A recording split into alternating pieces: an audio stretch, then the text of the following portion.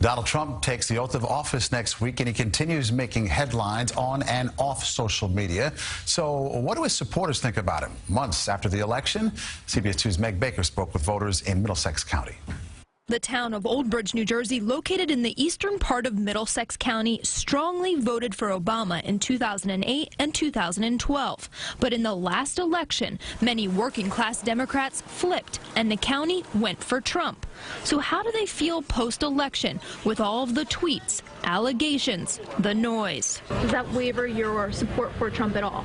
No, not at all. No. Not at all. In fact, that's the conversation we had before. At the Bridgeway Diner off Route 9 in Old Bridge, New Jersey, Robert Zawada and Charles DeSaro spent their breakfast talking politics. I'm just getting tired of all the negativity. I've supported all my presidents, whether I voted for them or not. I think his style is great. I think that's what this country needs, a forward type of person. He's a New Yorker. He's got that New York state of mind. That's what you need. His rhetoric is refreshing because he's not politically correct.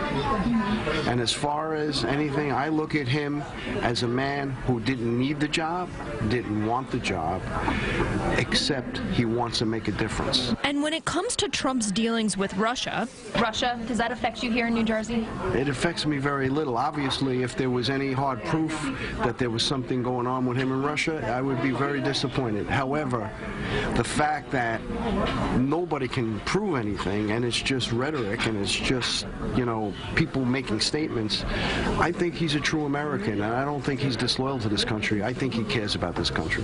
You're a millennial. What are you hoping for the future that Trump will do for you? Hopefully he can create more jobs. Immigrants, I think they need to come into this country legally the way most do.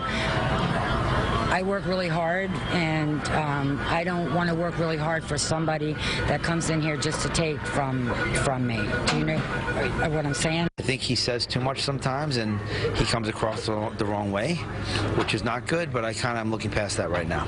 I want to just see, action and results. And don't call his cabinet picks just wealthy men. It makes me very confident that these are successful men that have accumulated wealth by their own work and efforts, and that should be lauded and commended. You want to know what's going to go on, and he does, straight up. Boop. Medicine, take it, peel the Band-Aid off, whatever, and then we'll see what happens.